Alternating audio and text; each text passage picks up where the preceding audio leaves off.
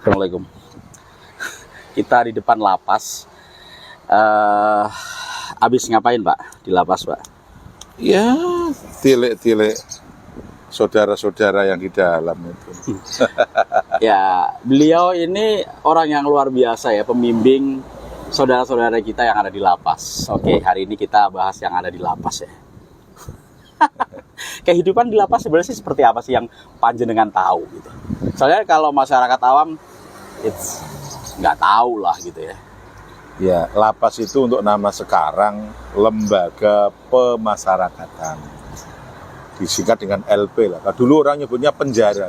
Penjara ini berarti dengar penjara Ya, bukan penjara kan. Hal yang mengerikan kalau penjara kan, mengerikan itu. Karena di situ tempatnya orang-orang yang bermasalah atau dimasalahkan, orang yang salah atau dipersalahkan secara hukum.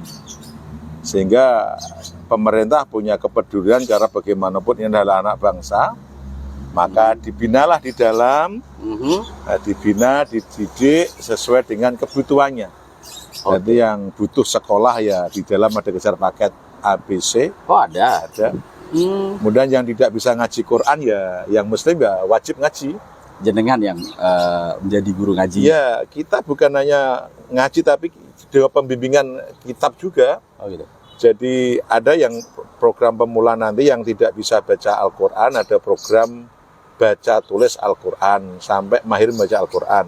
Oke. Kemudian ada bimbingan seperti fikih, jadi pengajian kitab fikih dan kitab hadis yang menjadi materi tiap minggu.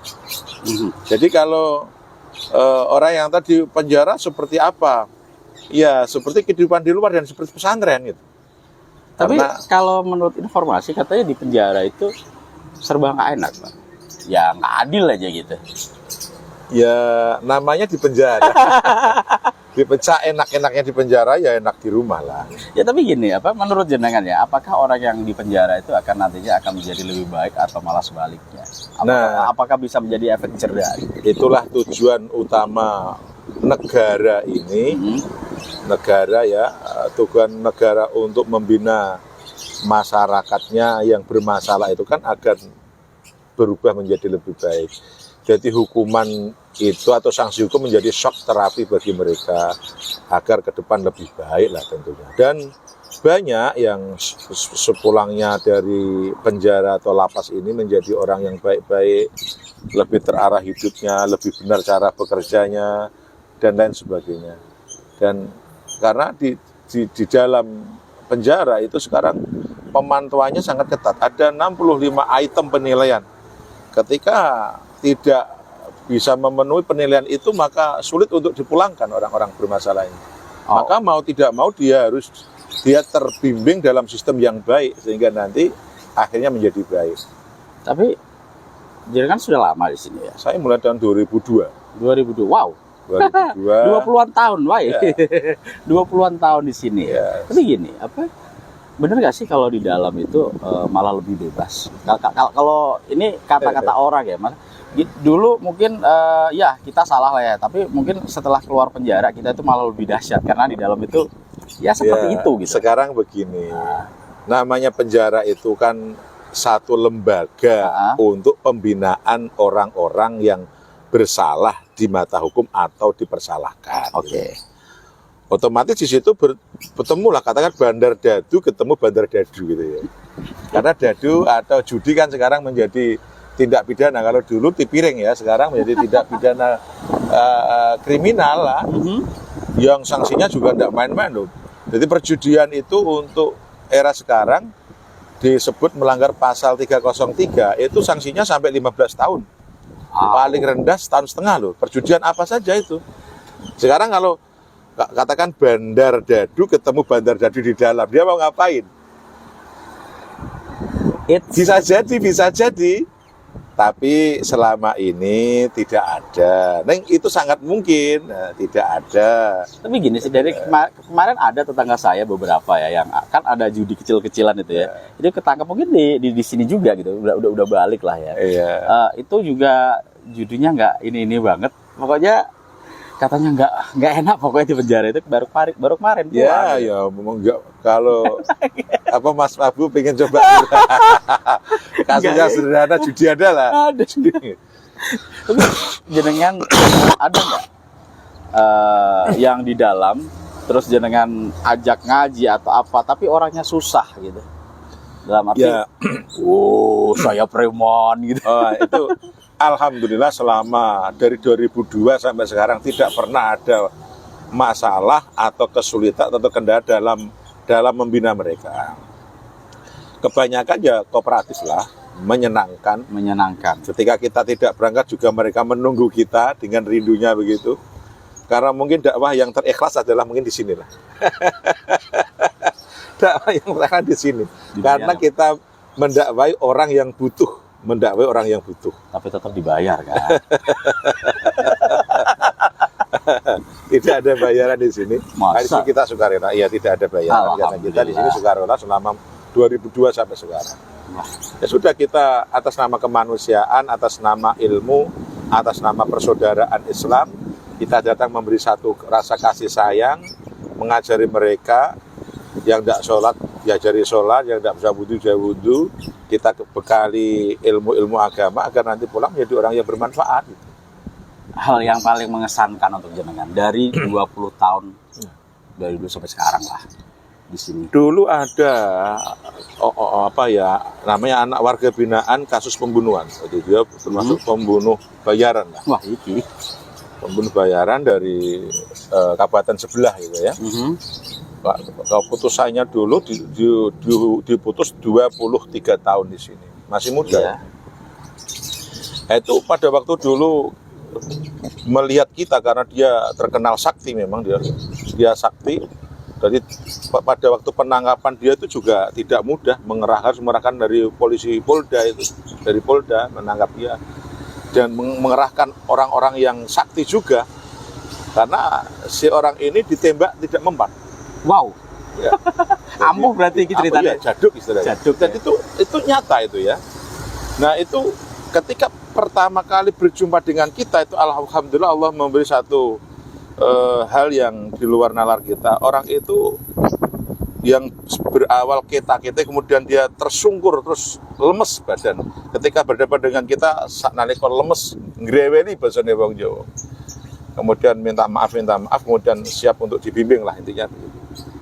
Jadi itu hal yang terkesan sampai sekarang. Orang senakal itu alhamdulillah memberi kemudahan, lulut istilahnya, kemudian ikut program keagamaan dengan baik. Sampai sekarang masih? Sekarang sudah keluar, sudah hidup bebas, sempat dipindah ke Nusa Kambangan, kemana karena nakalnya masih luar biasa.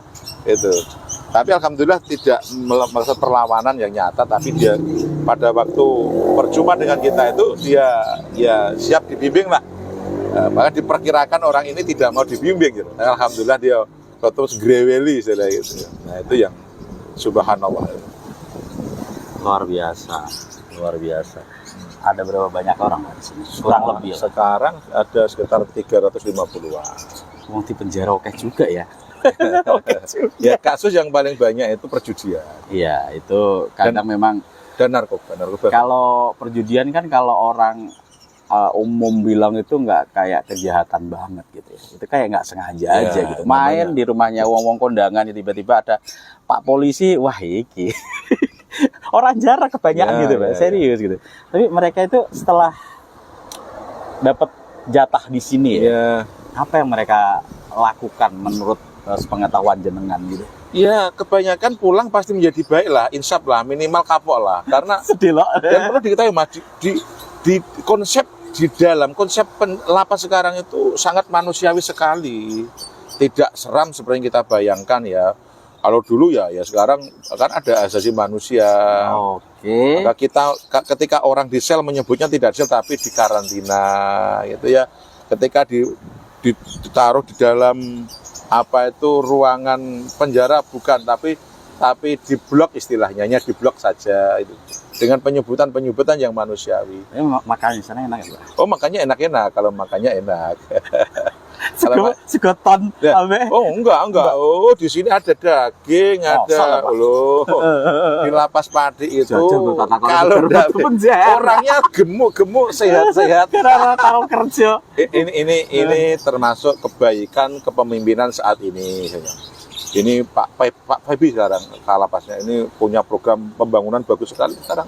Di dalam ada produksi kue, ada kafe. Ya, itu saya mendukung sekali. Saya pernah dapat undangan itu, tapi saya nggak datang. Kemudian pembangunan yang sangat luar biasa, masih dilebarin, fasilitasnya, karpetnya bagus. Kemudian yang Kristen juga ada gerejanya juga, ruang-ruang tunggu yang manusiawi. Oh sekarang bagus di era Pak Febi ini. Maka Pak Febi yang untuk Kalapas sekarang disebut Bapak Pembangunan katanya. Yang penting untuk pemberdayaan ini sih manusianya setelah keluar dari penjara punya keterampilan atau punya dikasih skill keterampilan, gitu. dikasih skill. Yang mau musik ada dijelaskan musik. Yang kesenian ada les kesenian. Yang keterampilan ada mesin.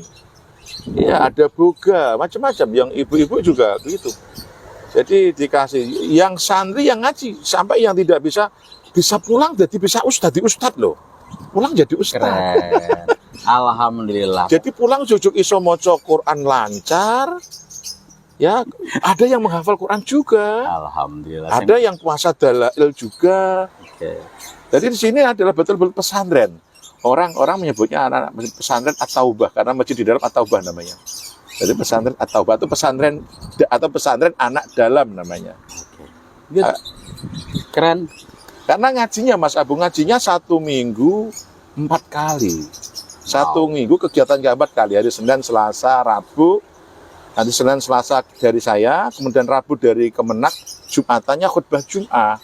Ada istighosah juga nanti Mas. Alhamdulillah. Jadi full kegiatan tapi kalau aku malah ngene sih, wah aku malah rajin sholat. Iya. Mulai kesogah kok Pak. Elek wajane. Itu kembali. Tapi yang setidaknya ketika di sini dia sudah dibimbing dengan baik, diberi muatan agama sebanyak mungkin, diajari menjadi baik. Karena ada satu pepatah atau semboyan atau tagline-nya pada waktu Pak Yusril Iza Mahendra dulu menjadi Menteri Hukum dan HAM itu, orang yang buruk ketika itu dalam sistem kehidupan yang baik maka dia akan menjadi baik.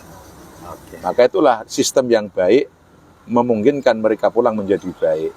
Apalagi ini porsi keagamaannya lebih banyak. Good. Terima kasih waktunya untuk jenengan. Berkah ya untuk semuanya. Ini informasi yang sangat istimewa menurut saya. Kalau ingin masuk silahkan aja. Ya masuk ndelok gitu maksudnya. Ndelok. Ya selamat, jangan walaupun di sini enak, penak, jangan ingin masuk. Oke, bentar ya. Assalamualaikum warahmatullahi wabarakatuh.